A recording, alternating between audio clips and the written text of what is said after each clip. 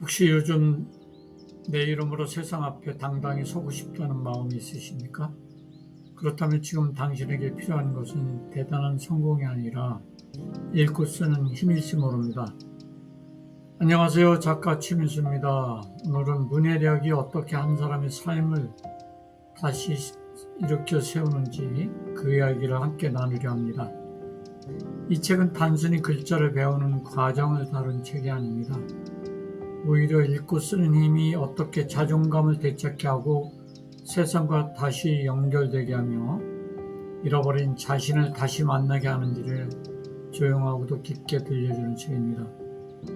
들어가는 말은 참 뭉클합니다. 글자 앞에 멈춰서 있던 한 사람이 다시 걷기 시작했다고 말합니다.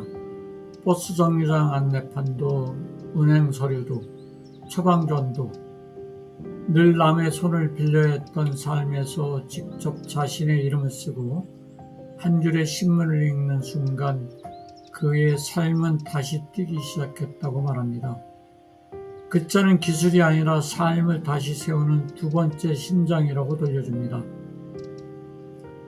사실 우리는 읽고 쓸 수 있다는 것을 너무 당연하게 여기며 살아갑니다. 하지만 글자를 모른다는 것은 단지 불편한 일이 아닙니다. 그것은 세상 앞에서 자신을 표현하지 못하는 깊은 상처일 수도 있습니다.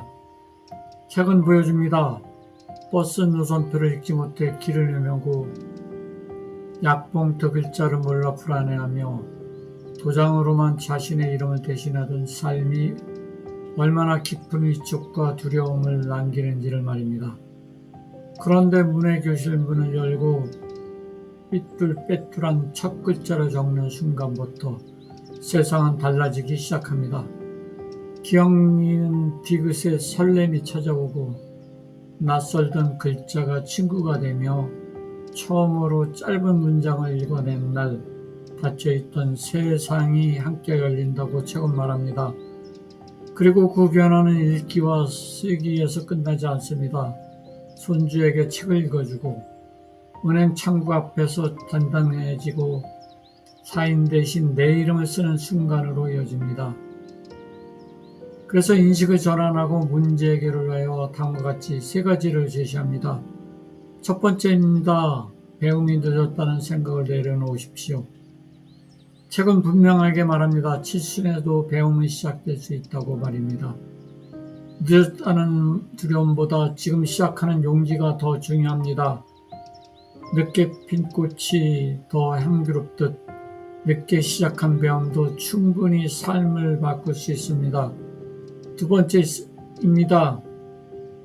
읽고 쓰는 일을 기술이 아니라 존엄의 희복으로 받아주십시오. 이 책에서 문해력은 단순히 글자를 해독하는 능력이 아닙니다. 처방전 앞에서 두렵지 않게 하고 계약서 앞에서 당당하게 하며 자기 이름을 직접 적게 하는 힘입니다. 즉 읽고 쓰는 힘은 세상과 다시 연결되는 다리이자 스스로를 존중하게 하는 뿌리가 됩니다. 세 번째입니다. 작은 읽기와 쓰기에서 나를 다시 찾아보십시오. 책은 말합니다. 신문 한 줄, 버스 노선표 하나, 공책 한 권, 손글씨 한 페이지가 삶의 방향을 다시 바꿀 수 있다고 말입니다. 쓰면서 기억을 붙잡고 읽으면서 세상과 이어지고 그 과정 속에서 잃어버렸던 내 목소리가 다시 살아난다고 들려줍니다. 읽고 쓰는 힘은 글자를 배우는 일이 아니라 나를 다시 찾고 세상과 다시 연결되는 일입니다. 오늘 이야기의 바탕이 된 책 읽고 쓰면서 나를 찾았다는 문자 앞에 멈춰섰던 한 사람이 문해력 하나로 다시 세상과 연결되고 자존감과 용기와 삶의 주도권을 되찾아가는 과정을 따뜻하고도 깊이 있게 담아낸 책입니다. 읽기와 쓰기가 어떻게 사람의 두 번째 인생을 여는지 알고 싶은 분들에게 큰 울림을 주는 책입니다. 종이책과 전자책으로 만나보실 수 있으며 국내 주요 온라인 서점과 전자책 플랫폼에서 편하신 방식으로 선택하시면 됩니다. 오늘 짧은 문장 하나를 읽어도 좋고 내 이름 석자를 천천히 적어도 좋습니다. 그리고 이 한마디를 조용히 자신에게 건네보시면 좋겠습니다. 나는 지금도 배울 수 있고 읽고 쓰며 다시 나를 찾을 수 있다. 그 마음 하나가 당신의 오늘을 다시 일으켜 세우고 내일의 길을 조금 더 환하게 열어줄 것입니다. 감사합니다.